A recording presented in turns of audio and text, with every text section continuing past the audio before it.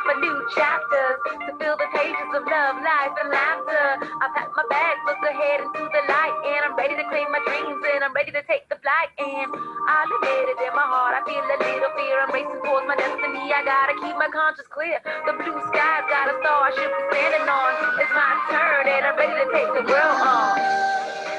We're gonna take our turn. We're gonna rule the world. Rule the world. We're gonna take our turn. We're gonna rule the world. It's our time. Our time to fly. We're gonna take our turn. We're gonna rule the world. 'Cause it's our time. Our time to play. It's our time to fly. It's our time to stay. We don't need a reason why. Let's make a change. Get past this news. Nothing we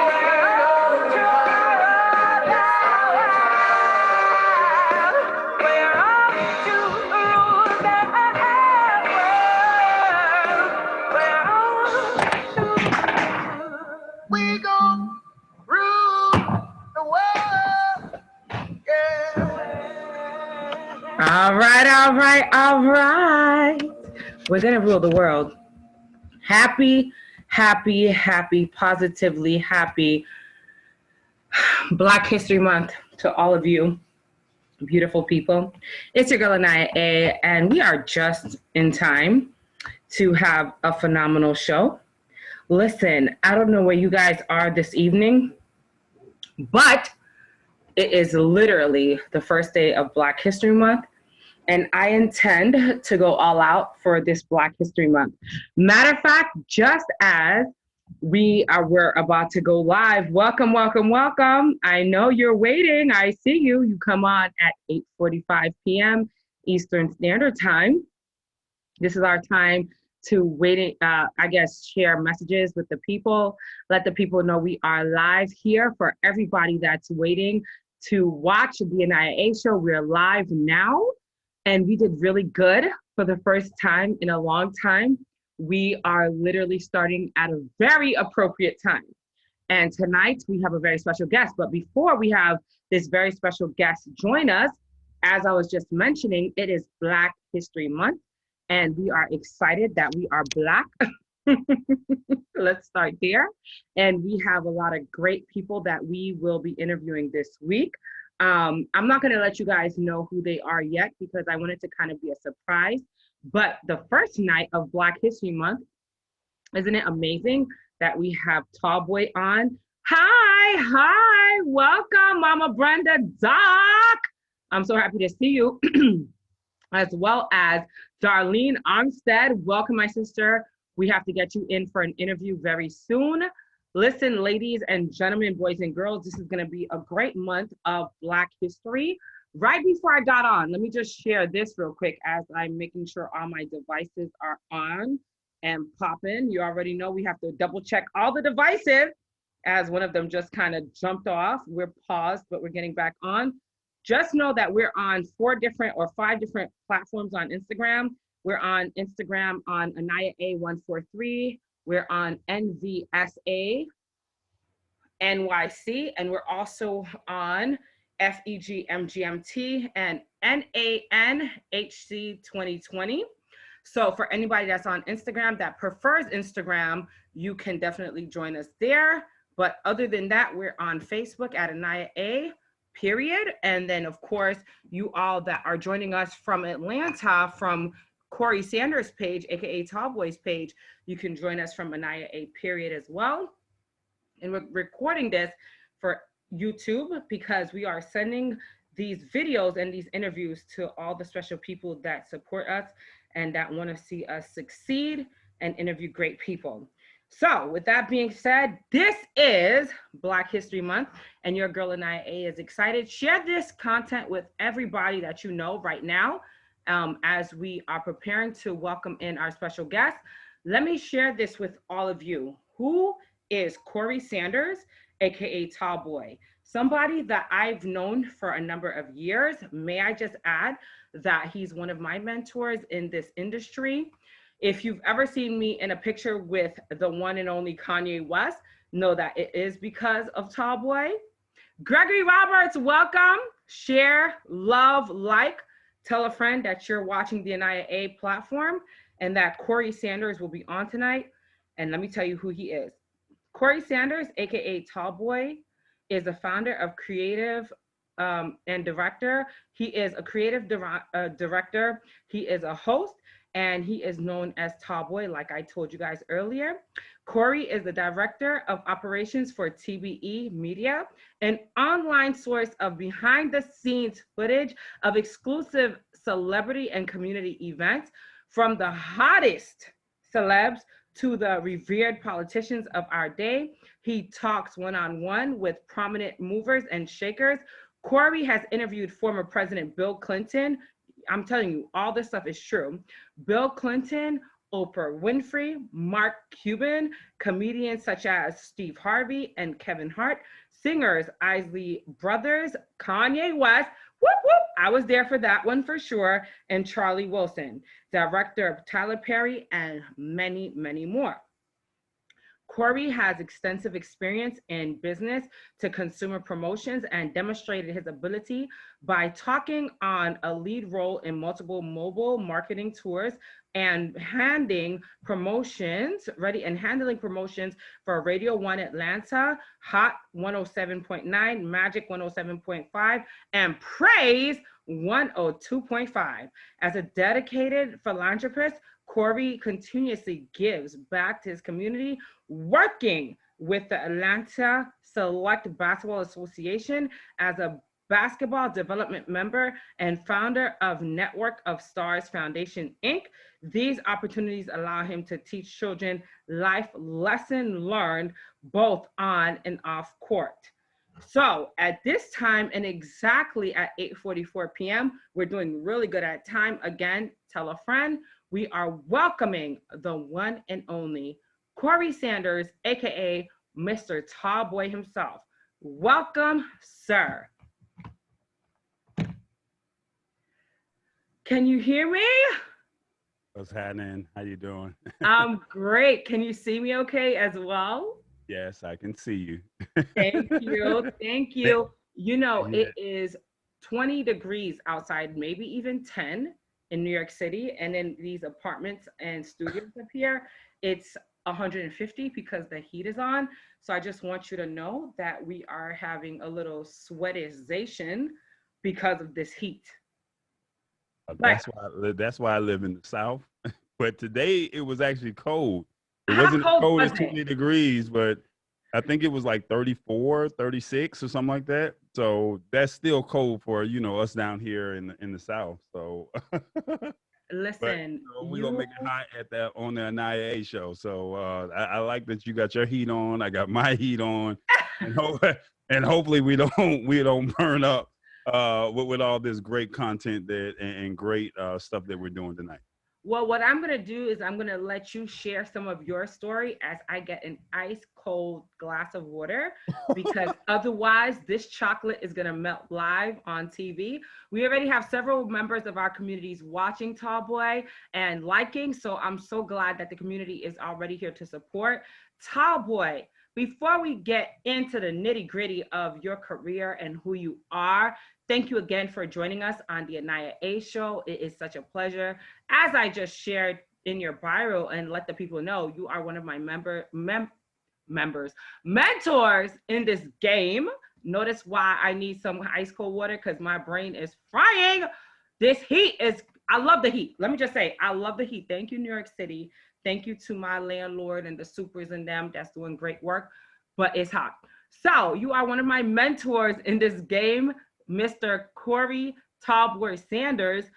Tell the people a little bit about your background, where you grew up, and just a little bit of fun facts about you as I get this nice cold glass of ice water. All right, so I'm going back from like way back, or I'm just going back from college, or am I going back from where we started meeting? Like, No, flesh it I out. want them to go back because when we met, you were an adult. So let's go a little bit back further, however long you want to take it back. But we met when you were an adult and I was an adult, and we'll get in that in a minute. How about All that? right, I got you. All right, so hello everybody. Hope all is well. My name is Corey Sanders. I go by the name of Tallboy. As Aniya A has said, she wants me to take it way back. So, born in Michigan, grew up here in Atlanta. So, I'm true to the ATL as they call it. I'm from the Georgia Red Dirt. um, Basically, I grew up elementary, middle school. I moved back and forth to the Midwest and back to Atlanta for most of my years until I got to high school, where I moved up to Michigan and moved with my father up in Lansing, Michigan. With that being said, um, I ended up getting a scholarship to go play college basketball at Cal State Fullerton. And I always tell this story when I speak to the youth about my attitude and not my athletic ability got me that scholarship. So my attitude, I had got suspended from school earlier on in the week for stepping on this guy's fresh pair of J's, and I was going to apologize. And unfortunately, the guy, he decided that, when you in the lunchroom and you get the chicken sandwich, I'm the guy that has all the ranch dressing on my chicken sandwich. And when I didn't apologize fast enough, he decided to throw the chicken sandwich, on me with the ranch dressing. We both Oh my stood God. up and they yell fight, and I get suspended from school, even though no one never swung a punch. Wow. So my dad makes me walk home, and I'm mad. I'm upset. And when I get home, my uncle was like, "Hey, like, why are you home early?" I tell him what happened, and he's like, "You didn't do nothing." I said, "I know." So, make a long story short, when my dad got home, my uncle told him, "Don't go in there making a big fuss. Go in there and find out what happened." So he goes in. He asks what happened. He says, "You didn't do nothing." I said, "Well, what do you think I've been trying to tell you?" So he says, "I'm gonna go down there." Come to find out, the principal and my father used to work together. Wow. And he says, "You know what? He can come back to school, but he can't play in the basketball game that Friday." And the problem with that was the biggest game, and it dates back to Magic Johnson. I went to the same high school as Urban Magic Johnson. Wow. Um, and I played in the game that they named the gymnasium after him. But for this particular incident, they said I can come back to school, but I could not play in the game. So I was clapping and cheering for my teammates during the layup line, and there was a scout at the game. And with the scout being at the game, he was looking at another player from another team on the rival team, and he asked the coach who was I. He says, "Good kid, honor roll student, just got caught up in the wrong place at the wrong time." The man never saw me play and offered me a Division I basketball scholarship. I was the only kid in the city of Lansing in 1997 that got a Division I scholarship in all sports. So you got to think, how many high schools are there? What, 6 high schools in the city? And you're the only one to get a Division I athletic scholarship. Here I am out in Cal State Fullerton. After my freshman year, I decided to transfer to the University of New Orleans, where I graduated with a bachelor's of general studies with a concentration in communications. Did internships, and this is what I try to tell people all the time. My attitude, the internships, opened up certain doors for me. And when basketball was over with college, I didn't know what I was going to do. I really wanted to work with Bell South, and I wanted to work in the corporate realm. Now, here's the funny thing. When I left Cal State Fullerton, the coach lied to me at University of New Orleans because I really wanted to go into criminal justice. That's what I really wanted to do, Aniya. I didn't know. I wanted to work for the Secret Service. That's what I really wanted to do. But when I got to University of New Orleans, they lied and said, "Oh, yeah, we got a criminal justice department." But then when I got there was no criminal justice department. So I then fell into communications, started working with Bell South for 3 years. So what we see in Google Fiber and fast internet, back then it was fast access ADSL. So I don't know if you know anything about all that, but I'm a techie, so I was into this a long time ago. A long time ago.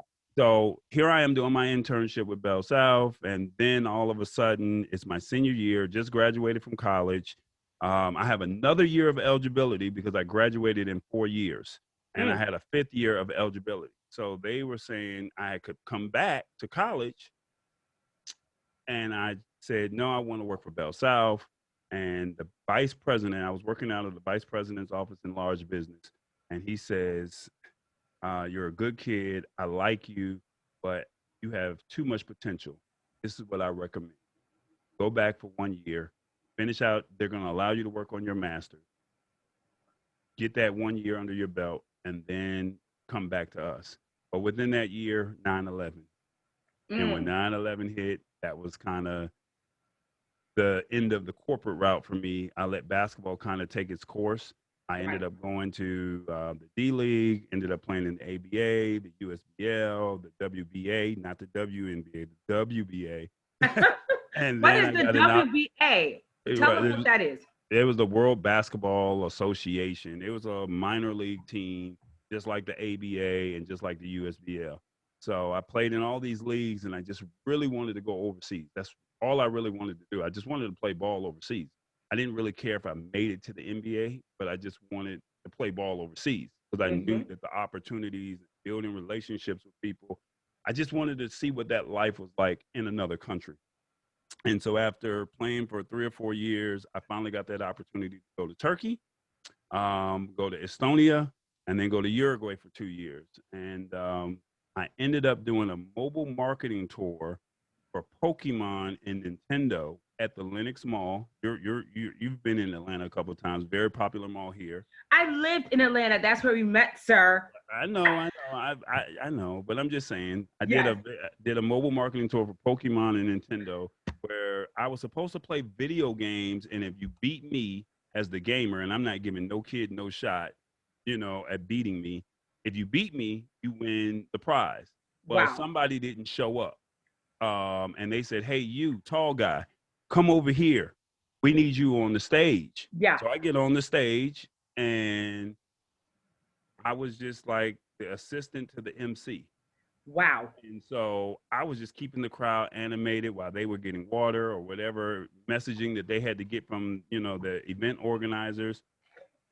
Next thing I know, they were like, hey, you might have a career in it. But I'm not thinking anything of it because I play basketball. But when I come back home, I start doing other mobile marketing tours. And I think that's kind of like right around the time that you and I had met, because I was doing something with Starbucks. I was doing something with Panasonic. And then I ended up getting this gig with Charborough and another gig with Mountain Dew. And this is kind of where the name Tall Boy came in. Real quick, before you continue, let me ask you something for those that are wondering. I know this answer, but tell the people why your name is Tall Boy and why you are so good in athletics and basketball. How tall are you, Tall Boy? All right, so that's one of the biggest things that I hate to ask when people ask me that. I know. And so to answer your question, I'm 7 feet tall, but the name Tall Boy never came from basketball. Okay, tell us where it came from. I was right there, Aniya. I was right there. So I get this job working for Mountain Dew for the And One mixtape tour. Yes, so sir. If you from New York, you know anything about And One mixtape tour with Hot Sauce, 50, AO, all those guys. I'm working with Mountain Dew. I knew 50, I knew Hot Sauce because they were from Atlanta, and they were like, if you get on this tour, your life is going to change. And so I said, okay, cool. But I'm not playing ball. I'm working for Mountain Dew because remember, look at the transition. You went from my attitude to get a scholarship to graduating to doing internships. I fell into mobile marketing, and then now they say I'm working for Mountain Dew.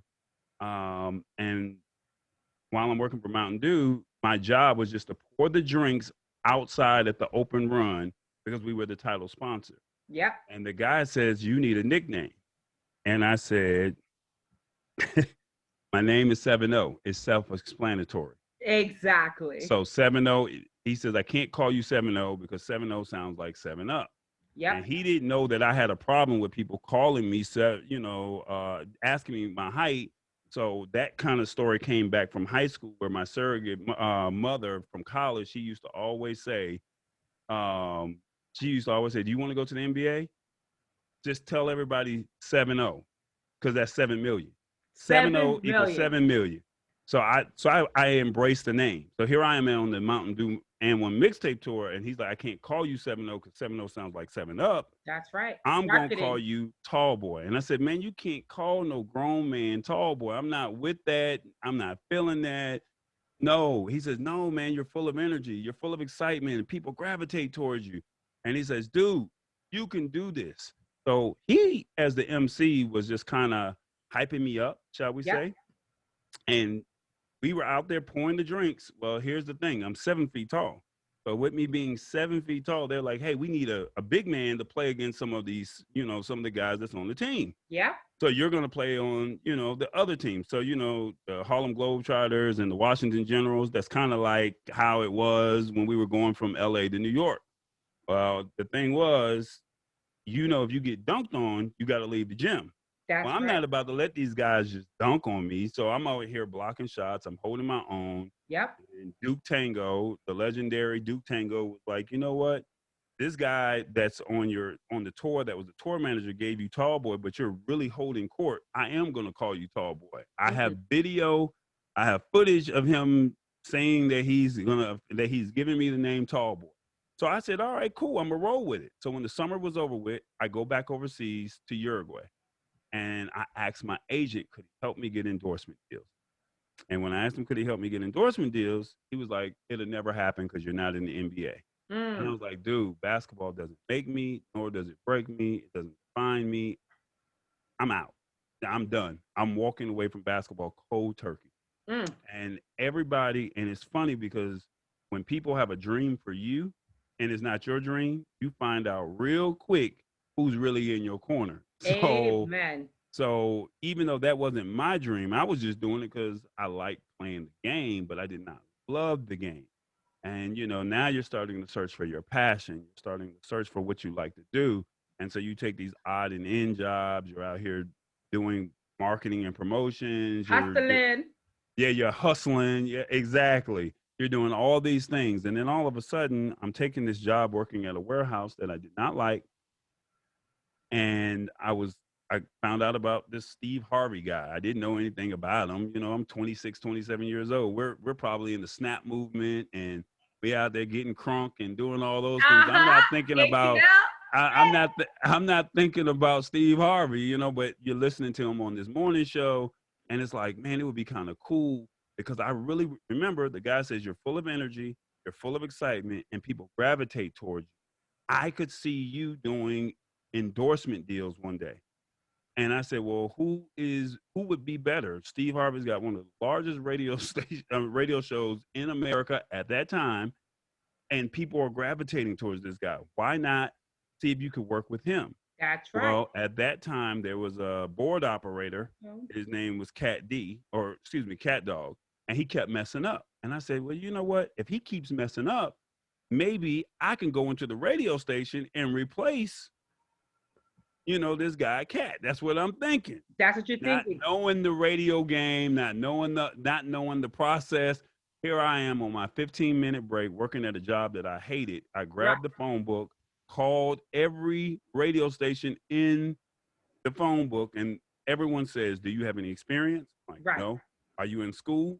No. Then we're not hiring. And I'm like, but I want to work at the radio station and I want to be a board op. I don't even know what a board op is, Aniya. I just want to be a board op because Cat is messing up. So Cat is messing up. I got to get in there and fix this thing. I got to fix it. And then while all these brands are in Steve Harvey's, I don't care about the celebrities at the time. I'm like, yo, he's got all these brands. Let me see if I get my foot in the door and meet them and tell them this guy named Tall Boy, and I'm going to make this. So I'm just trying to debo the system. Like you can't tell me nothing. So, so I end up reaching out to Radio 1 Atlanta. And the lady, I go down there, and she's like, No, you don't have no experience. You know, the secretary. I love her to death. I still know her today, but she Wait, was like, is that our wait a minute. Do I know her as well, Tall Boy? yes, you probably would know who she is. So Yeah, because she's I can. like, you don't have your stuff together. This ain't gonna work, boo. I I love it. love you, but this ain't gonna work. I love it. So I said, okay, cool.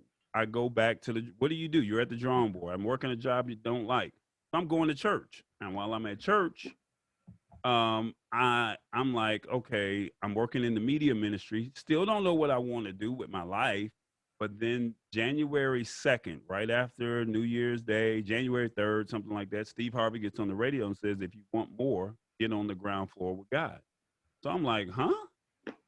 I said, okay, well, I'm working at in the media ministry at church. Let me ask if I could just be a board op at the church. So the guy is like, yeah, you could be a board op at the church. So I'm all excited thinking I'm going to show up, walk in the room, and I'm going to be working the board.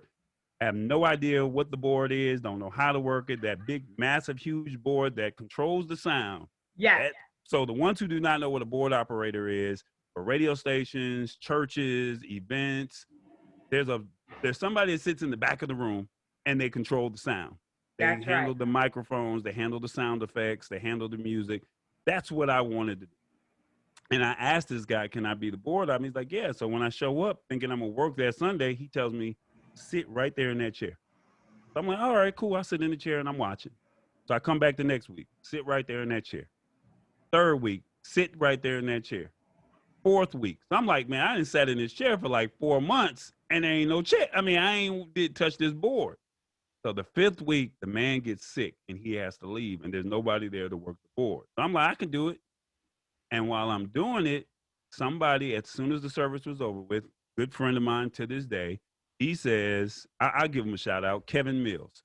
He Nice. says, hey, man, sound was good. Who was working sound today? I said, it was me. I've been trying to get my foot in the door at the radio station. And I'm like, he's like, oh, for real? Call this guy up. He's the program director for Grown Folks Radio 1025, which is now Magic 1075, 97.5. Ain't that something? So Ain't that something? remember, he said, get in on the ground floor with God and watch you Amen. get more, right? So here Amen. I am at church, getting in on the ground floor, and I'm getting more. I'm not understanding the process. So, he gives me the guy's number. I call him up. Unprofessional as God knows what. Hey, how you doing? My name is Corey Sanders. They call me Tall Boy. I'm looking to be a board op. Do you have any opportunities? So I'm calling this guy. I mean, persistent. When I say persistent, I'm calling this guy every day. Hey, it's Tall Boy. And you got to think, you're calling a corporate company and you're telling everybody your name Tall Boy. So they laughing you out the room, not taking your calls. So I'm like, but I'm believing in myself. This is my brand. Amen. I had no idea anything about a brand. This guy just called me Tall Boy. He said, this is what you're going to, that's your new name. And I'm rolling with it. So I'm manifesting in my dream, as we call it. And I'm seeing it happen slowly but surely. But I don't see, it's not moving fast enough. So I'm calling every day. And then all of a sudden, I'm driving down the street, south side of town, Riverdale Road, for the ones that's watching from Atlanta, riding down the street, and all I hear is Grown Folks Radio 1025. It's your man, Derek Harper, and I'm live at the place that he was at. And I looked to the left, and there was the place. So I went across the street and parked at the laundromat and walked across and said, hey, are you the guy that, Derek Harper? He's like, yeah, that's me. I said, I'm the guy that calls you every single day. He said, oh, yeah. He says, man, I like what you're all about. You know what? Give me a call on Monday. So I'm all excited. I'm like, I'm in there. So I go out that weekend and I go party. I'm at the Velvet Room getting it in, like living my best life. Like I'm about to be working at the radio station Monday morning. Monday morning roll around, Aniya. This man don't answer the phone. So I'm sitting there like, ain't this some? So what do you do? So at the time, NBA All-Star Weekend was coming up. And I had a friend that said, hey, if you really believe in this Tall Boy thing, use your network, use your resources, And when you use your network and your resources, come out to NBA All-Star Weekend and see if you can get some of your NBA friends or some of your basketball friends to assist you. And I'm like, man, I'm not really trying to do that because I'm going to make my name on my own. I got to find my own lane. But all right, cool. You know, I got you. She said, matter of fact, I'll buy your ticket. You just got to get here. We get to Vegas. Aniya A, no lie. I only had $100 to my name. Now, you've been to Vegas before, right? Actually, I haven't. Really? That's wow. the only spot because it's really hot. You know, I don't do heat real good. Well, go ahead. So, I gotta go sometime. So it's Vegas. It's NBA All-Star Weekend, and all I have is $100 to my name. Oh my God. I mean, Vegas, NBA All-Star Weekend. So those two, you already know you're looking at inflated prices. There you go. So I reached out to everyone that I knew that I crossed paths from my big homie J.A. Adonde to folks from the N1 to Mark Curry that was part of the NBA Presidents Association. Like everybody that I knew, I just reached out to. Heck yeah. I told them that I was coming, and I didn't know what was going to happen. I'm sleeping on my friend's floor at the hotel, and I'm just going out to these different events, and I'm just trying to introduce myself, trying to tell them what I'm trying to do. But you know, it's NBA All-Star Weekend, so you only got a few seconds with these people now. because they trying to, hey, how you doing? You good? You good? You good? All right, I gotta go. All right, I holler at you, and then you see each other later on that night, and you go party. Right. Well, my friend gets mad because I got in a party that she couldn't get into. We were supposed to go together. We were riding the tram. I get off the tram. She disappears. So as she disappears, I'm like, well, I'm going to just go ahead and see if I can get in. I ain't got no money. Parties were starting at $100. But because I knew somebody at the door, they were like, hey, yeah, you good. Or I'm here at the right place at the right time. I'm just walking with the crowd, you know, I'm moving in. Hustler. I'm making it happen. Awesome weekend. So as I'm walking, I asked the lady, can you tell me how to get to this particular party? And when I asked, she says, it's that way. So I'm walking. All of a sudden, the security guard walks up to me and says, sir, that's not the player's entrance. This follow me to the player's entrance. So she turns me around and walks me backstage to the player's entrance. And so all of a sudden I see Josh Smith and Steve Smith. Now, because I live in Atlanta, Josh Smith played for the Hawks. Steve Smith, I had known him because we had worked out together. We knew of each other. He's got Michigan ties. I got Michigan ties. So all of a sudden you see me dap them off. The security think everything good. That's right. All of a sudden they put us on the elevator. They got me walking the red carpet with Kareem Abdul-Jabbar and Kevin Garnett. And I'm just sitting there like, I'm just playing it like I'm supposed to be there. That's right. You know, I'm down on the floor with all the athletes. And the night's over with.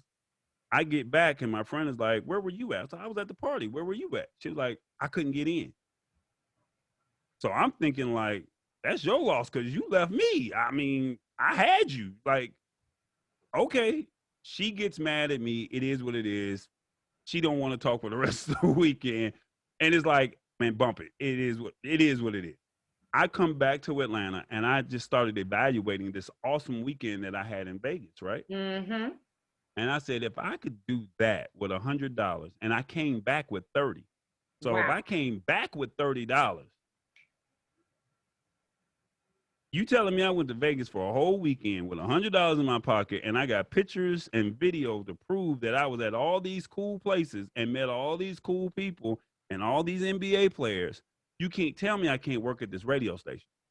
So I called the radio station up and I said, I get the guy on the phone, program director, Derek. And I said, hey, everybody in this world wants something. What do you want?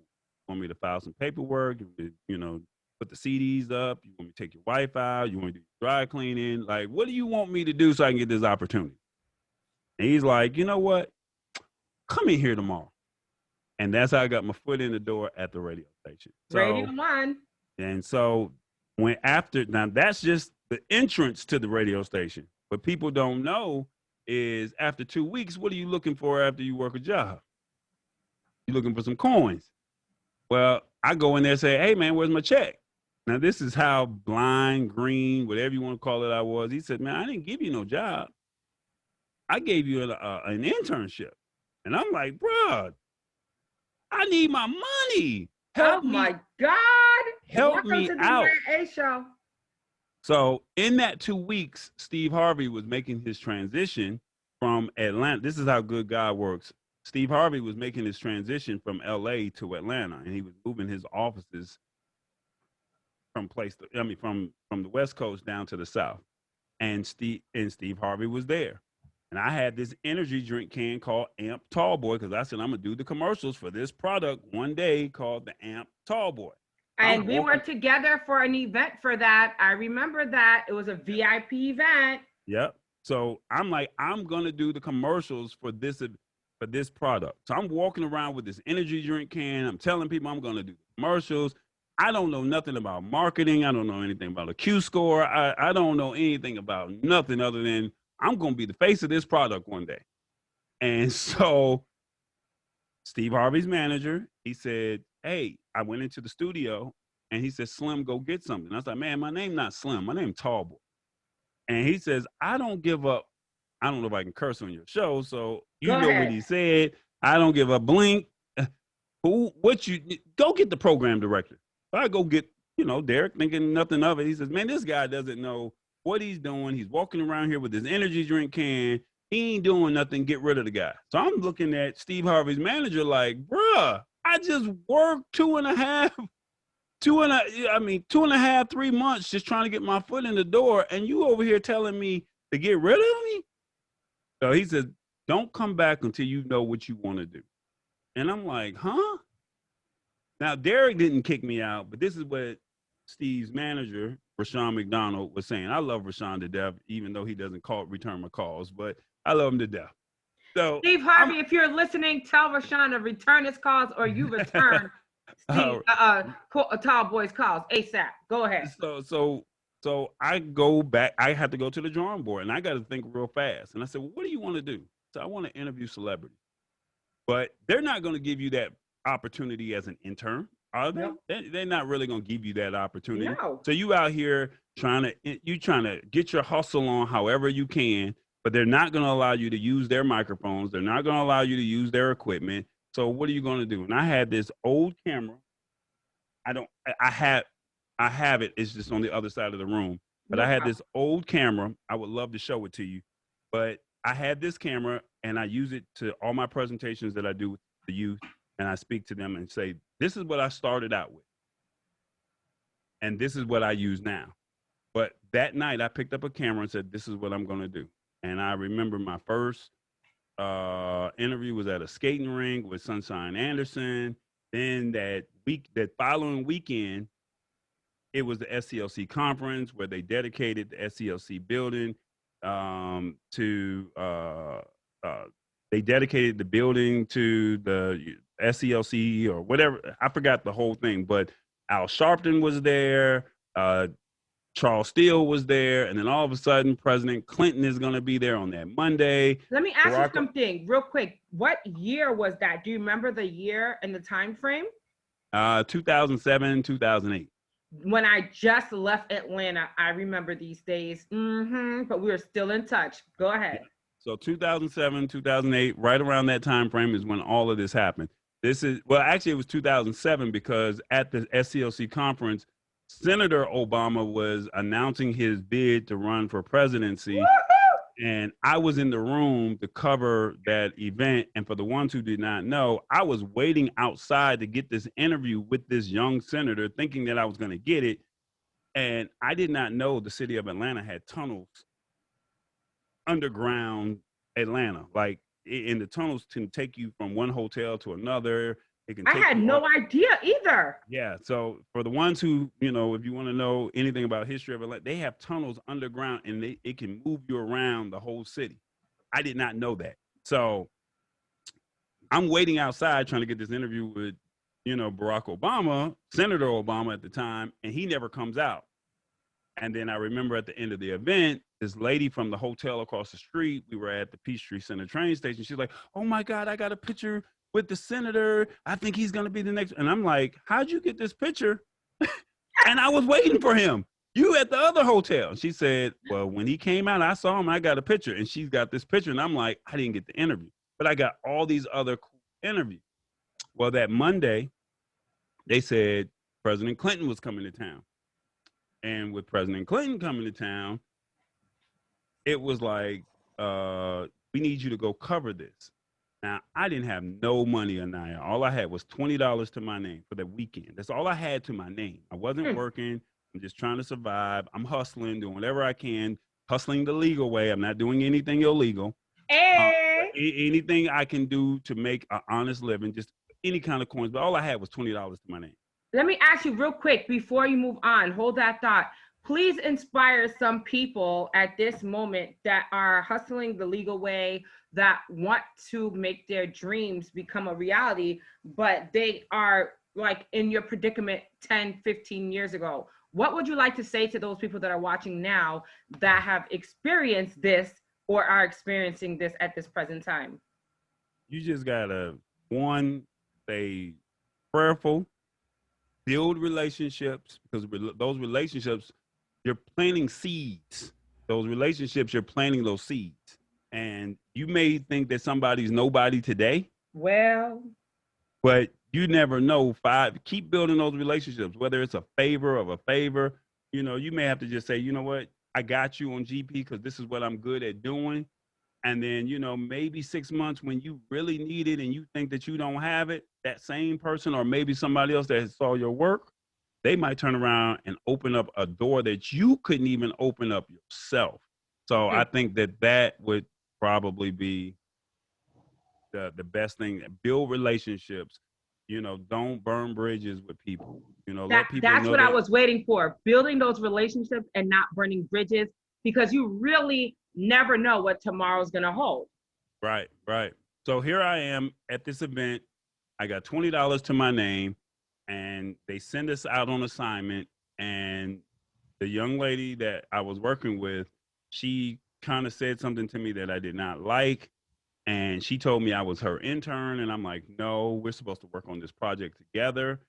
And she wanted to stay in the back with the media. And I said, no, we need to go up to the front and be with the people.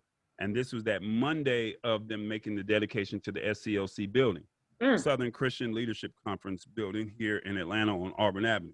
Auburn Avenue. So One and only. I said, let's go up here. But what she did not know was the whole weekend, I had no money. So since I had no money, I was out there helping at the hotel. I was sitting in the lobby. Hey, you need some help? I'm helping them move or set up the room. I was doing, I didn't have nothing else to do. I was just waiting for the event. I had media credentials from the radio station, but I was just being helpful wherever I could. Right. Well, not having any money, I'm in the front, I'm tall, I'm recognizable. Before I left the radio station, I asked somebody, could they give me a t-shirt? They told me no.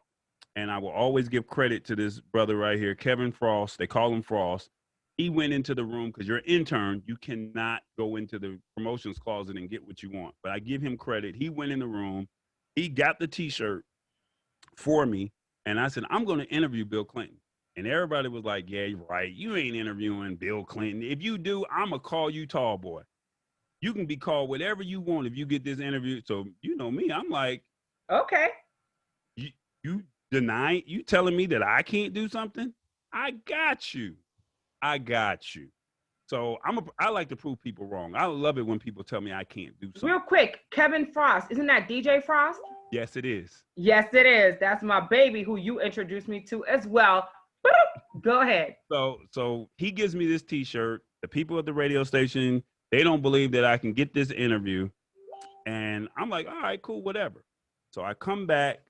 We're at the event. The person that I'm working with, she wants to be in the back with the media. And I'm like, no, we need to be with the people. Well, I'm so tall, they telling me, you need to go to the back. You need to go to the back. I can't see. And I'm like, well, I was here first and I ain't moving. Right. So, you know, here you got this barricade, and all of a sudden, Bill Clinton, President Clinton, comes out to dedicate the building. And I was like, I just can't believe president or, you know, a former president of the United States, because remember I told you I wanted to work with the Secret Service. I said, I can't believe that there is a president on Auburn Avenue. The president of the United States is on Auburn Avenue. There was no security checkpoints. Nobody was checking for weapons. And we all down here on Auburn Avenue. Well, now, real quick, for those that don't know about that Auburn, let me explain something. Which side of Auburn? Before the highway or after? Because the first part from like Peachtree to like where that little ramp is pretty sketchy. But moving forward towards Dr. King, you're a little bit okay. But either way, all of Auburn is a little sketchy. We were in the sketchy part. We was in the sketchy side, right before the bridge. Before right? the bridge. So John Lewis was there. I mean, I was a kid in the candy store. Like, I cannot believe like because you got to think I'm 26, 27 years old. Yeah. And you're seeing all of these history people, the in your John face. Lewis, the Andrew Youngs, the Reverend C.T. Vivians. You're seeing all of these people that are speaking at the dedication of this building. And you're telling me that the president of the United States is in the hood. Like in the hood, out in the open. In the open. But wait, real quick, you know the whole joke about, you know, President Bill is that he's secretly hood too. Like he's definitely well, I tell you what, he wasn't scared. Let's just put it never like that. Scared, never scared. He was not scared. So he comes out. I mean, and don't get me wrong, you had Mayor Shirley Franklin. She was there. I love her. And I have nothing but the utmost respect because while all the big wigs were inside in the AC, we were out there in the heat, and Shirley Franklin was the only one that was a dignitary that stood out there with the heat with the guy from Georgia Power. Real quick, can I tell you something about Shirley? Mama Shirley, Auntie Shirley?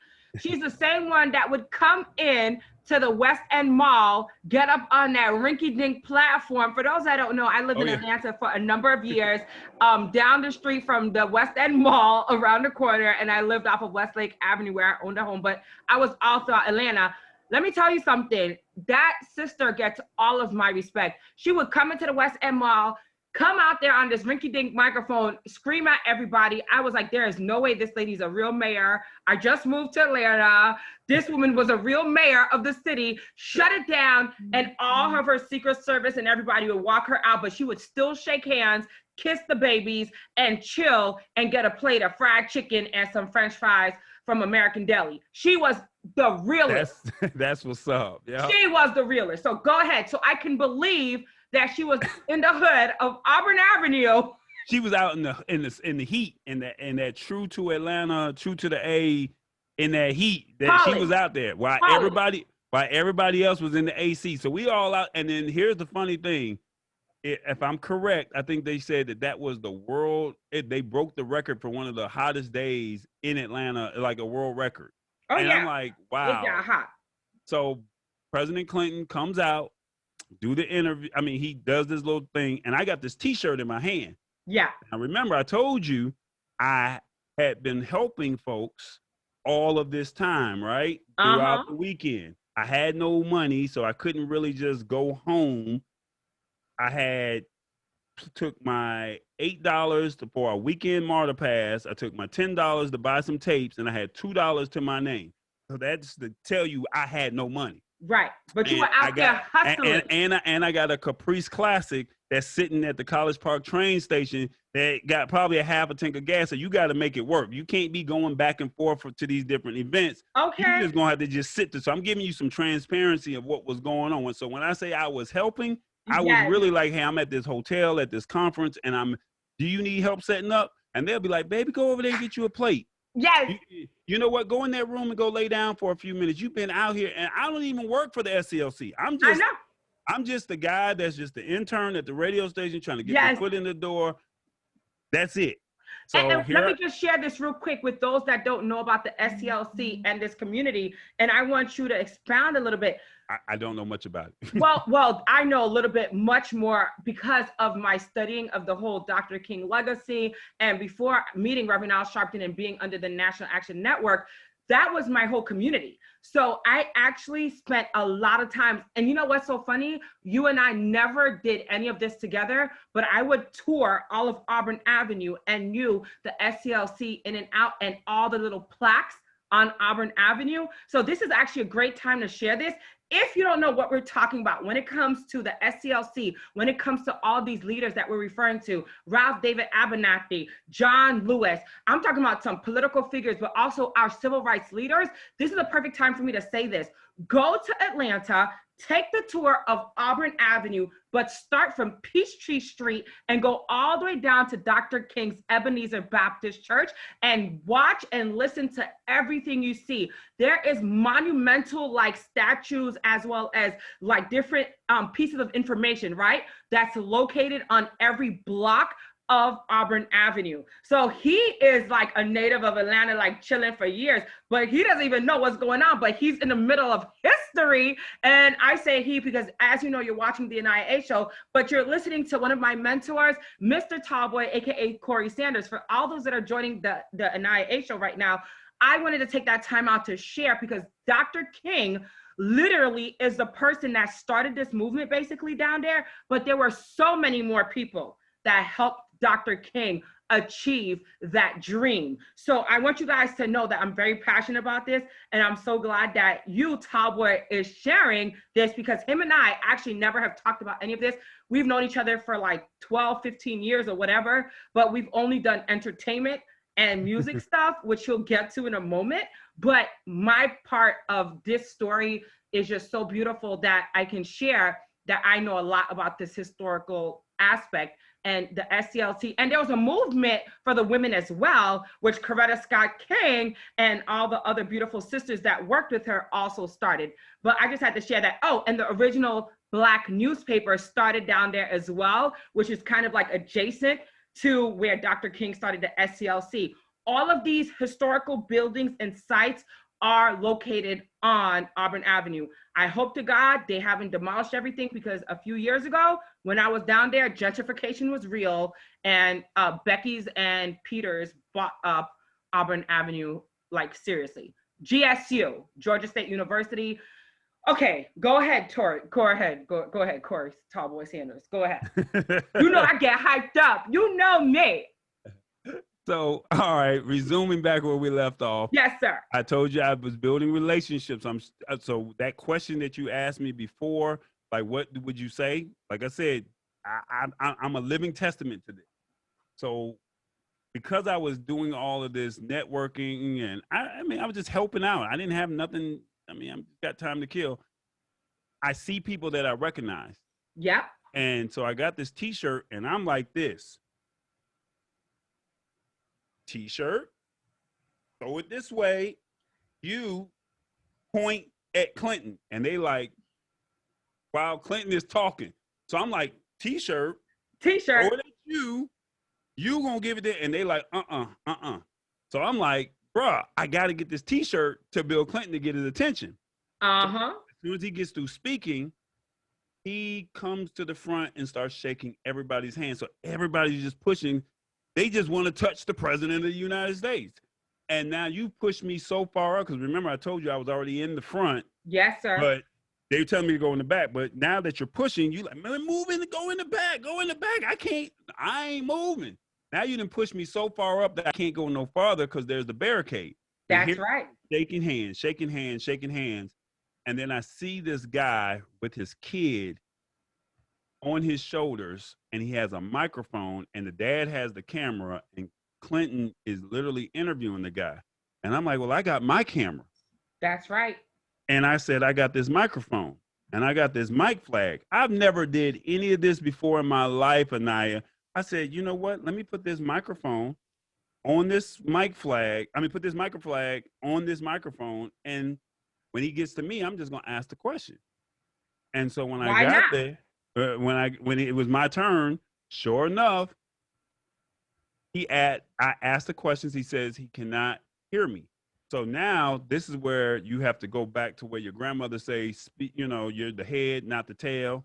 This is where you have to say, you know what, speak up or don't speak at all. So now I have to reiterate myself and says, what is the importance or the value of this conference? And here he is talking in my microphone. I'm pressing record. And it's working, and I'm like, oh my God, he's really talking to me. So then when it's over with, everybody's still trying to push.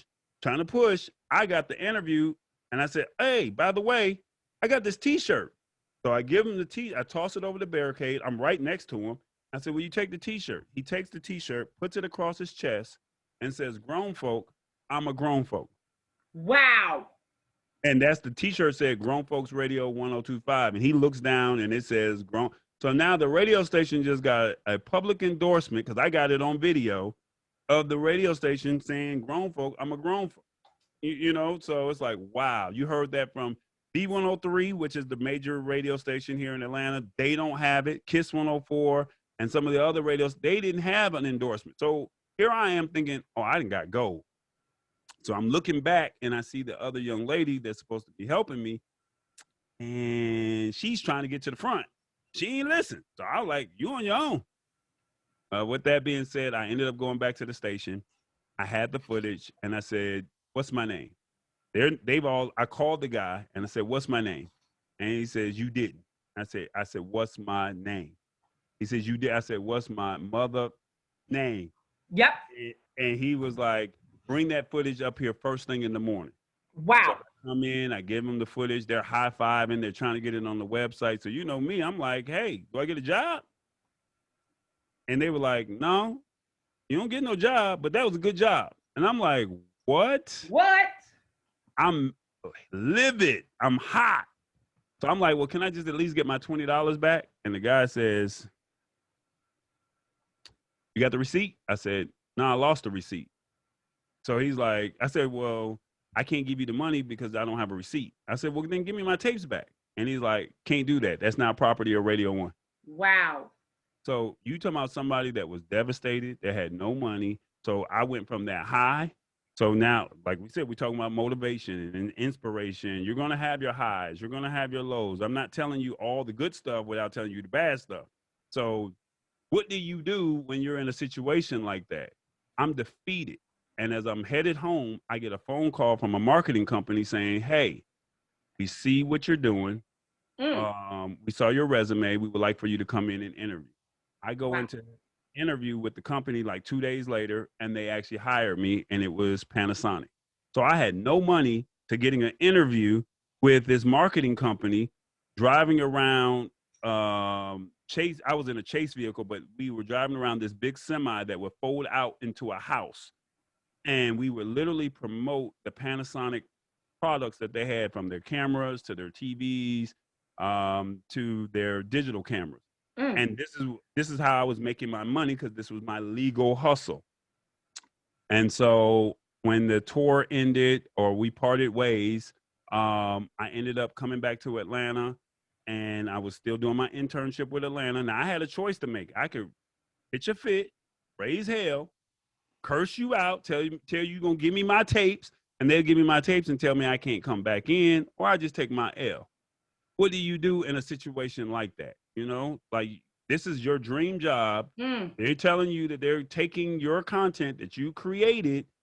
What do you do? So I walked away humbly, and I was able to get the blessing later on down the road, because all of a sudden, 2.5 years later, they hired me to come into the radio station. Woohoo! Now, real quick, for those that are watching, and I told you we have a very interactive group. The people are definitely watching. We have a number of people watching now, which makes me very happy. But let me read a couple of comments. Judith Lorraine, all the way from Brooklyn, New York, says, loving it, with several hearts and smiley faces. Charlene Calixte also says, loving it, with several hearts and praise hands up. And then we have Isabel Dahl. I cannot pronounce that other last name, but that looks like Nakobo. I don't know if you know her. Yeah, Do you know I her? know her. Yeah, I know. She's on. Hey, look, she's on the media track too. She's somebody that you probably would like to connect with. Yes, Isabel. She says I looking great. And then Don L says live from New York. So for everybody that's wondering what's going on, this guy wanted to make a grand appearance. So I said, let me hold him up so he can see you, because he gets jealous when I'm on here with people that he doesn't know. But thank you all for your commentaries. And I'm so glad you got to this part where you share, Tallboy, the great news, because sometimes when people are listening to interviews or watching a movie or something, the suspense kills them and they're like, OMG, what's gonna happen to Tallboy's career? but you just hit the nail on the head and you did end up getting that job. Now, moving forward, because I know your story is pretty intense, we may have to do a part 2, part 3, and a part 4. Tell the people how that experience was finally getting that dream job. And let's move forward to one of the most interesting times of your life that I experienced with Kanye West and what that did with your career. But let's talk about what did it feel like to get into that dream job finally? So, real brief, I have to talk about this backstory before we get to that dream job. I'll make it real brief. So it's 2.5 years, and I still haven't had this job that I really want. And I had a girlfriend at the time said, they're not paying you no money. You know, we need to do something. What you gonna do? You know, you got to make a decision. And, you know, at the time we decided to part ways for various reasons.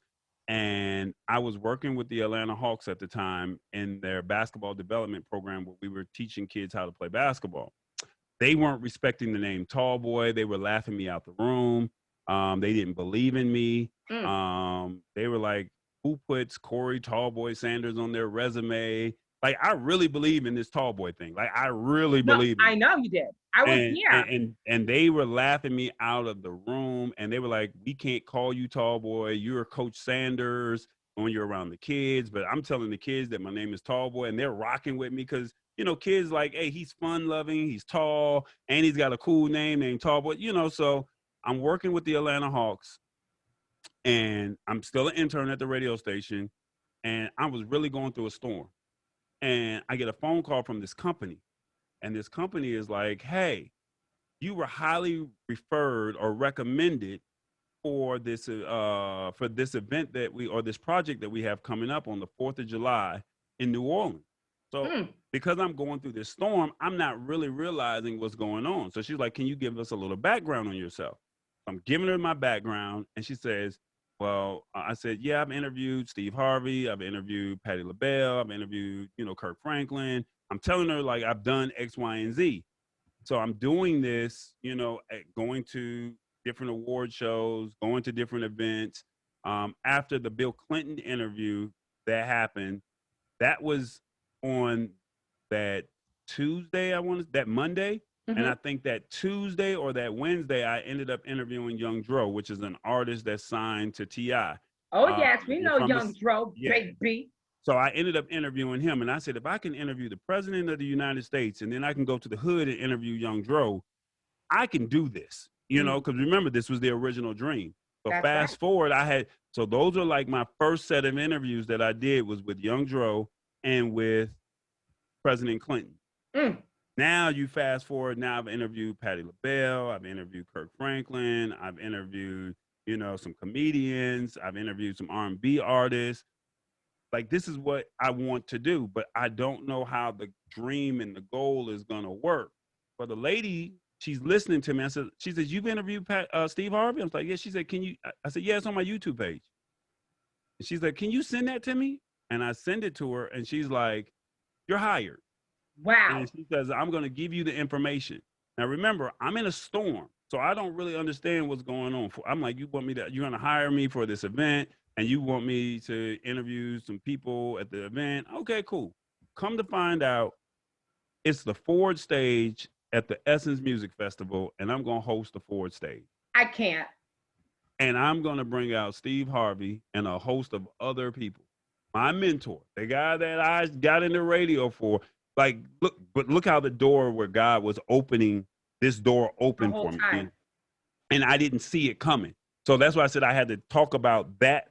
That was like a transition. But when that event was over with, which is another story we're not going to get into, but it was a very interesting weekend, shall we say, where I ended up with a cracked tooth, 4th of July weekend. It's a weekend with all those beautiful black women, and my mouthpiece is jacked up. So, yeah, so it was a very interesting weekend. But when I came back home, I got the phone call from the radio station, and they hired me like the following week. And they hired me July 9th. My birthday is July 11th. Right. And I was like, wow, after 2.5 years of persistence, look at what happened. And now as we start to transition into radio, I started out in the promotions department. And even though I was going through my storms with the radio station, even though I was going through those storms, I was just trying to be innovative. Yes. And while I was trying to be innovative, you're working with people who don't see the same dream or don't see the same vision that you see. Mm-hmm. You have to find a way to warm them over. And my thing was, I'm going to go to this award show, which was the Hoodie Award. I'm going to go to this sporting event, which is the Super Bowl. I'm going to go to the NBA All-Star Weekend. I'm going to go to all these events and interview these celebrities. And I'm thinking that the radio station will want my content that I'm creating. Well, the first thing that happens is if you say, can I interview you? I'm going to say, or if I ask you, can I interview you? You're going to say, well, okay, cool, but where will I see it at? Right. And if I tell you I'm going to put it on the radio station's website, your eyes are going to light up and you're going to be like, okay, cool. Exactly. Well, here I am taking the time to shoot it and edit it, and they would not put it on the website. Wow. And so I'm hurt because I just got in front of this awesome person, no matter how big or how small or how influential or non-influential that person may have been, they would not take my work and put it on the website. Hence, I had to create a website called tallboy.us. And it was like, I'm just going to upload my content to YouTube. I'm going to put it on this website, tallboy.us. And that's kind of how all of this started getting birthed, because they didn't believe in what I was doing. And I'm like, you hired me to do promotions. Yes, you did not hire me to do this part of it, but this is what I want to do. Right. And you're not seeing what I'm trying to do. So go build your own thing. And all of a sudden it's like, all right, I'm getting these interviews. I got 1 or 2 videos on World Star, and it was like, yeah, that was cool. That was cool, you know, but who cares? You know, and it was like, I'm at the clubs. I'm at the events. I'm at the parties. I'm at the political fundraisers. I'm at all these places and I'm interviewing people, and I just believe in what I'm doing. That's right. They didn't see my dream. They didn't see my vision, but it was like, Tallboy gets another interview.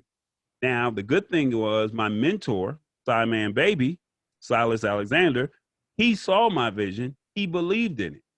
And he was at the club every Friday night, every Saturday night. And it was like, shout out to Tallboy in the building. So he was literally giving me free advertising on the radio saying, Tallboy's in the building, Tallboy's in the building. Then when I would go do the clubs over with Hot 107.9, they would say, Tallboy's in the building at the clubs as well. And then when you go to the churches and we do our events, Tallboy's in the building, you know, like, so shout out to Tallboy that's at, you know, Eddie Long or Creflo Dollar's event or whoever the pastor was. So you're getting these shout outs on the radio. So you're being heard on gospel, hip hop, and R&B. And that's all they're hearing is Tallboy. So you hearing it, but remember, the Hawks were laughing me out of the room, but you're starting to hear my name. Yeah. And I'm starting to do events at schools.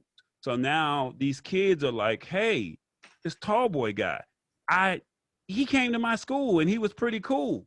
You know what? Now the mom or the dad would see you and you're walking in the mall and the kid is running up to you and the mama is looking at you.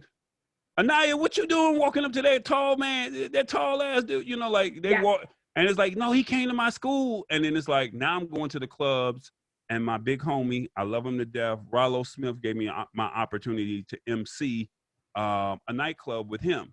And so now I'm in the club that he's emceeing, and you're having your birthday party as an adult. You're seeing me there. So now you see how I'm starting to integrate my name into the clubs. I'm integrating my name in the schools. I'm getting my name shouted out on the radio. I'm starting to build a name for myself, and I don't even know what I'm doing. You know, like I had no idea. This was not planned. I just did it. I don't know why God made it be what it be. He just did it, and I was just showing up. And then all of a sudden, you know, we go through storms, and you think that things aren't going right. And I was basically like, hey, this ain't working. There's days today in 2021, I feel like it's not working. But I was like, I'm not really going to do this content. And so all of a sudden, I'm going through my little funk, and I'm watching a Breakfast Club interview, and I see somebody that's on a very popular blog post. He says, hey, I'm very reachable. Reach out to me. Mm. And I shoot the guy an email. And I said, hey, will you look at my work? He says, oh, I see you interviewed Russell Simmons. I see you interviewed Diddy. I see you interviewed this person. You did this person. Man, you've interviewed. And he sees what I'm doing. And he's like, I can give you an opportunity. If you, if you can interview the likes of a Steve Harvey, a Kevin Hart, a Beyonce, a Jay-Z, or a Kanye West, I can pay you X amount of dollars. So I'm like, well, I've already interviewed Steve Harvey. I've already interviewed Kevin Hart. I can do that. Well, little did I know, here I was at the radio station that weekend, and I'm talking to somebody, just having a normal conversation, but it's quiet as kept. Kanye's coming to the building. That's right. That And part. I'm like, huh? Kanye's coming to the building. He's like, don't tell nobody. And I said, well, what day? He says, he'll be here on Monday. The show That's was right. on Sunday night. And I'm like, okay, I got you. I'll be here. So I called a family member, and I said, do you think I can interview Kanye West? He says, yeah, you can, but you're gonna have to humble yourself. I said, humble myself? He says, you're cocky, Kanye's cocky.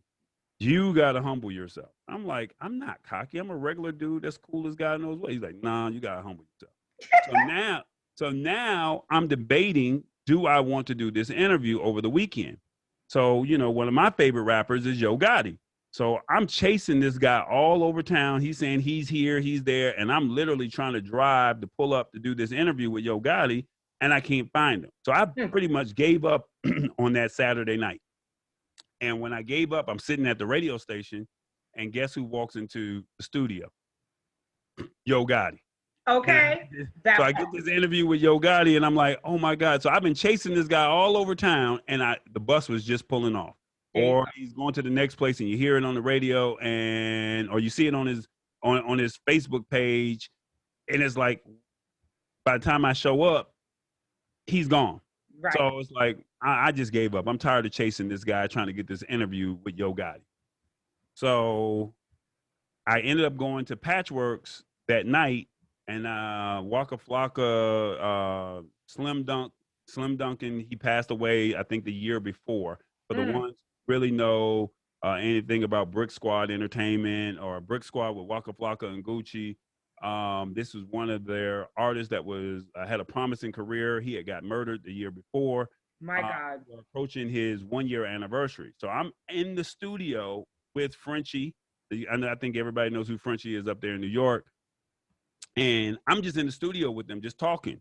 And I pull up the video of Waka in the club in Atlanta, of me shooting it. And there was a picture of this artist. And I'm like, you know what? Maybe I can do this. Because I was really discouraged. Like, I don't think I can get this interview with Kanye. Right. But I'm like, I'm doing this interview with Yo Gotti. I'm doing this interview with Frenchie, but I don't think I can get this interview with Kanye. And then that Sunday night, it was like, I'm not going to do it. That Monday morning, I woke up 5 o'clock in the morning, and I said, what you going to do? Are you going to show up? The worst he can say is no. That's right. And I'm like, I don't know if I can do this. Like, I really don't think I can make this happen. And then all of a sudden, it was like, you know what?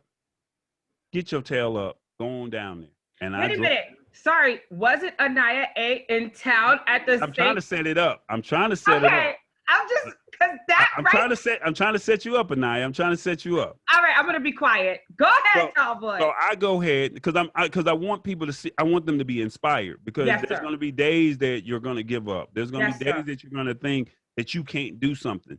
And my thing was get up, show up, and let God do the rest. That was kind of like what I was trying to, lead up to. Sorry, go ahead. Sorry, So, I'm gonna shut up. It's your show. So when I got there, I knew that I couldn't get the interview inside of the building because they're not going to let the low man on the totem pole get their opportunity because everybody and their mama want to touch Kanye. Yes. And then here's the funny thing about the interview. That Thursday, Kanye went on to Sway and said, Sway, you don't have the answers. Sway, you don't have the answers. So that's when all of that blew up. And Kanye was really hot. And it was like, remember, this was hush hush. Not too many people knew what was going on. I remember. And so I get there, and I'm there early in the morning because it's 6 o'clock now, because I don't know what time he's coming. And they're like, Tallboy, what are you doing in the building? What are you doing I'm like, man, I'm just here to hang out. You know, I had to take care of something, whatever I had to do to just tell people. Even the security knew who I was because remember, relationships. Remember I told you, build relationships. Build them. So, Keep them. so with that being said, me leaving those clubs late at night, the security was working overnight. They were bored because they're working in an empty building and they can't go to sleep. So I'm coming into the club, coming into the radio station to drop the vehicle off to drive home at 3, 4 o'clock in the morning. And I'm bringing down an ice cream cone. I'm bringing down a soda. I'm bringing down whatever leftover food that may have been, that's going to be trash in the morning and saying, hey, I got this, whatever you want. Thanks, Tallboy, man. I really appreciate that. You looked out. You looked out for the people. So I'm just, you don't owe me nothing. I don't owe you nothing. Just, you just seem like a cool dude. I want you, this is your hustle. Do you? So I'm helping you out. Well, you can't film inside of the building in the hallways. This is a corporate building in downtown Atlanta. So you can go film inside of on the floor that you're on, but you can't be in the lobby with a camera. Right. But because they knew who I was, they knew what I did, they just looked the other way. So what happened is people are telling me, why are you here? Or asking, why are you here? And then I'm like, I see one of the record reps and I say, hey man, you mind helping me out? And he said, nope, not gonna happen. I said, look, no disrespect. I know you work at this radio station. I know you work for the record label and I know you have to do business with the radio station, but I'm not trying to go around you. I'm not trying to, be disrespectful to you, but I got to go through you. I'm asking, can I go through you and you make it happen? But if not, I just got to do what I got to do. I got to just do this. So with that being said, he knew what my intentions were and he wasn't feeling it. So he called himself when he got the text message, the phone call or whatever to go around the other door, go around the other way, as opposed to pulling up to the front. So he knew I was coming. He knew I was there. He knew what I was there for. And all of a sudden, when I wasn't paying attention, one of the security guards said, Tallboy. I turned around and Kanye was coming in through the back door trying to get to the elevator. And they're just moving. It's just him, the record label, his manager, and his one security guard. He didn't have an entourage. Right. And I go to the elevator and I say, excuse me, Kanye, can I get a moment of your time?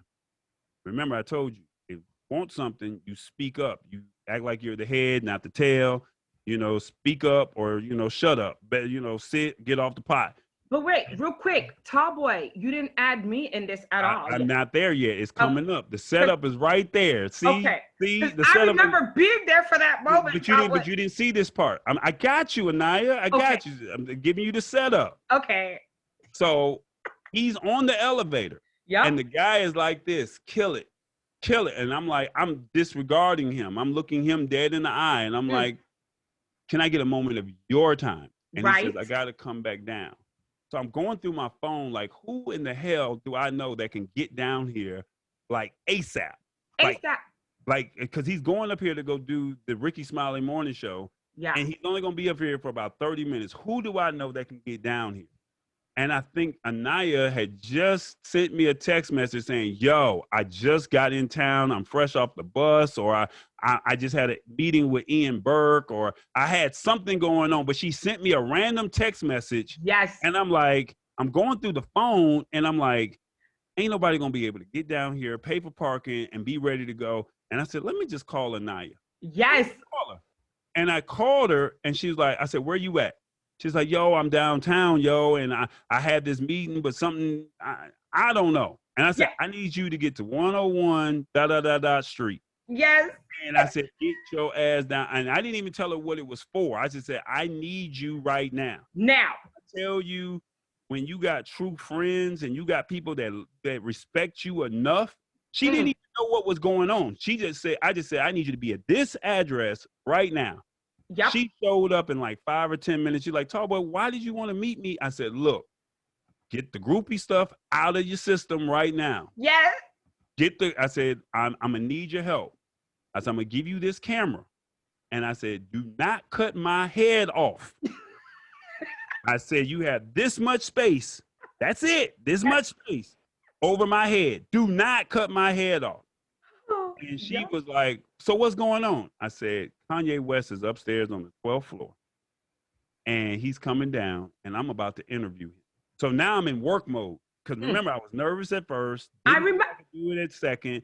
Then I'm going through a range of emotions, not knowing if I'm going to get the interview or not. I secured remember. a videographer in Aniya, and I got to get the jitters out of her. You're not supposed to be filming in the lobby, but the security is looking the other way. Matter of fact, the head of security was like, he was all with it. He was with us. Yes.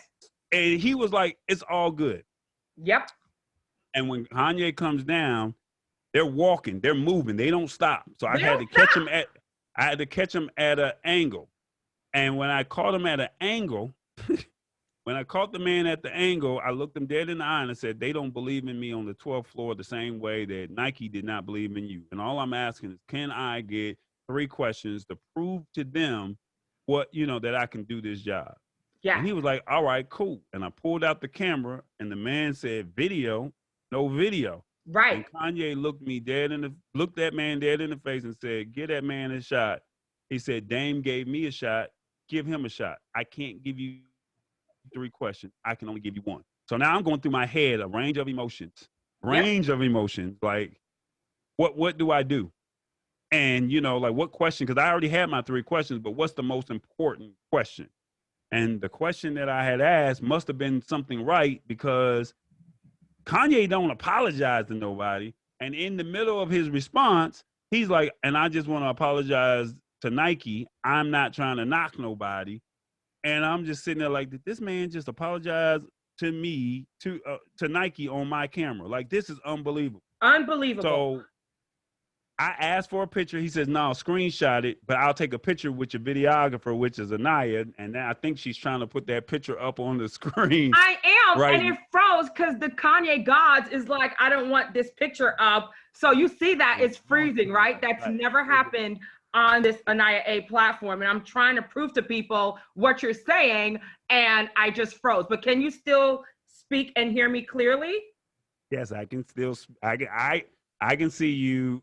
I can hear you. I just said you're starting to share your screen. That's all I see. So guess what? Kanye gods, please let me share this picture, because this was such an important part of the story. And I was trying to get it, because real quick, as this is trying to load, you just nailed every piece of it. And you know what I forgot? Well, one of the things that happened that people don't even know is I was so mad at you. I was like, this is my big homie. We've been rocking it out for years. Why is he just now calling me up? Remember, I was like starting to go off in my Brooklyn, stupidness. And you're like, Aniya, shut up. Just meet me. And I was like, okay. and then I get there and I'm like, oh my God, this is like the station. And I was freaking out. But like you said to the people just now, you literally were like, Aniya A, I'm gonna need you to get all this foolishness out of your system. You're always with these celebrities, relax. And I was like, okay. But when I met Kanye, it was so different, because Kanye was the talk of everybody's, whatever. Viral. He was hot. He was so hot then. And he's hot now, but poor guy. And that's why I think this whole the platform froze, because I've shared Kanye's picture with me a couple of times and I get so many freaking hits. But this is the first time this has happened where I'm frozen. But you are right. Everything you're saying was so crazy. And then remember, his security guard looked like a freaking Russian, sci-fi killer. And I was actually scared, but I acted like I was not scared because I thought he was going to kill both of us. Honestly. Wow. But go ahead. Yeah. Go ahead. Keep talking. So when that happened, I was so excited that I had ran across the street to the CNN building to go edit the video. Yep, sure did. And I said, I'm gonna put my logo all over this thing. So if anybody tries to take it from me, that's not gonna happen. Yes. Well, the person that I had reached out to, I said, I got an interview with Kanye. And he says, I need to see the footage.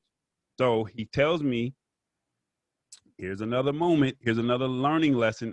What's wrong with the screen? All I just see is a black screen. We need to stop and come back on. No, because we're not going to stop. I'm telling you, because you know who we're dealing with the Kanye gods and Kris Kardashian and them. You already know when we say those names, what happens, yo.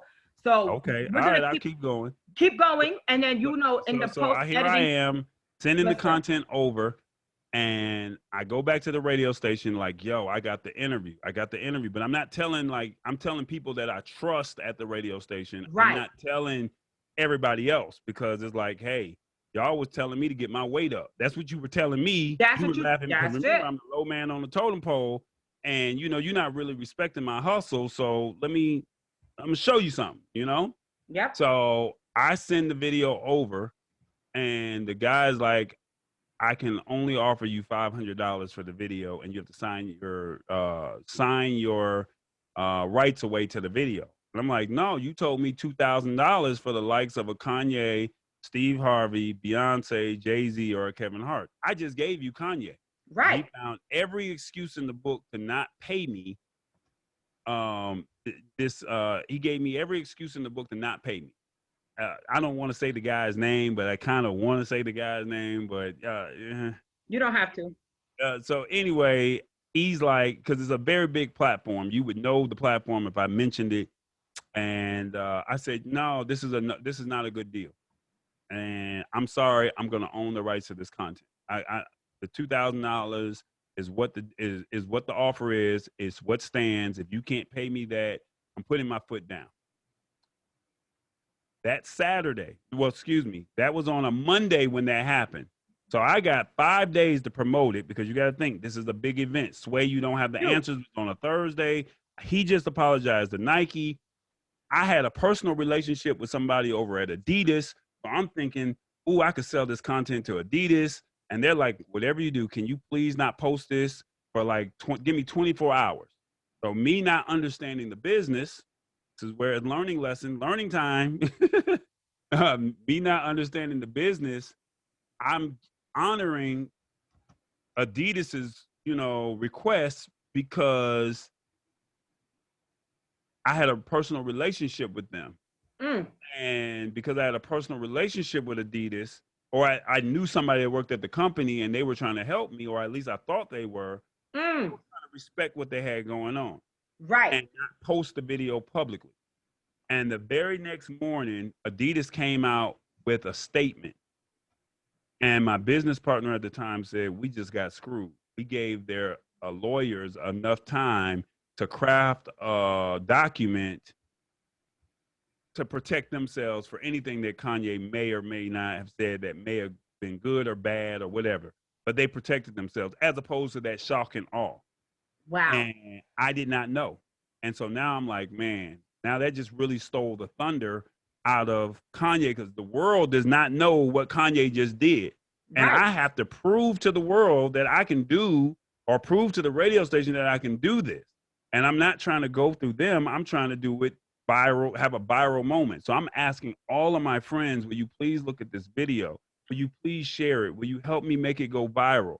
I'm sending it to everybody I can. Real quick, because this is such an intricate part of your story, we may have to shut down. Like, I feel like there was something that just happened and tapped into this platform. For those that are watching, understand that this has happened to me one other time when I had a very prominent doctor on who was shutting down some myths and some issues with COVID-19. I did not think that this story would do this, but as we know, there's algorithms and they're always listening to our platforms. So Tallboy, I think honestly, what you were saying earlier needs to happen. I'm going to shut down and have you to come back, because this has never happened and it does not make sense. This has never happened with this type of story. Now, when it comes to COVID and those different types of things, I understand why, Big Brother, the government or whatever would be like, oh, let's shut them down as Black people. But this is Kanye. So I feel a kind of way right now, but I want you to get this story out, because what you went through was horrific and I want it live on this platform. And I want you to be able to edit it, post, show, whatever you want to do with it, is up to you because you deserve your time. So for everybody that's watching the Aniya A show, all on Instagram, all on Facebook, give me 2 minutes. I'm shutting down with Tallboy and I'm going to come back up. In that space of time, I'll just repost my picture with Kanye so you can see exactly what Tallboy was saying and you'll understand why we just pretty much got interrupted because this story is actually mind-boggling. Is that okay for you, Tallboy? Yeah, I'm out. Whatever you want to do, boo. Yes, Whatever sir, because it says not responding and we've been black screened for like a good 5 minutes, but I want you to be able to share this. So I'm going to shut down and you have that link and we're going to come back on. But before we come back on, I'm going to share that picture with myself and Kanye with that description of what Tallboy was saying. So by 10:10, Tallboy, come back with me so you can finish this thought because people need to be inspired tonight by you and your story thank and you. your I life's work. appreciate it. I didn't think I was inspiring anybody, but I mean, You have 57 shares already and 16 comments. One person that's really inspired right now is Judith Narain, and we have people watching all over Instagram. We have Terrence Floyd watching, the brother of George Floyd right now watching, and we have people throughout the community from the National Action Network, which is under Reverend Al Sharpton. You have people watching and they are responding and they're inspired. That's why I'm going to shut down and come back. Now, if you didn't have anybody watching or listening and being inspired, I would say, Tallboy, let's just do this video another day. But I want people to know that what you're sharing is so real. And when you believe in yourself, you have to keep moving forward. Is that cool? Hey, it's Black History. Let's make it happen. Let's make it happen. So give me about 3 minutes, sir. Well, make it you're going to shoot me a link, right? Yes, sir. I'm going to shoot you the link again. I'm with you. I'm with you. All right. Let me shut it down and come right back. All right, cool. All right, cool. Guys, we'll be right back on the Aniya A show. Let's say here, I did not think that these people would act so crazy. Literally, Tallboy. Let me shut it down.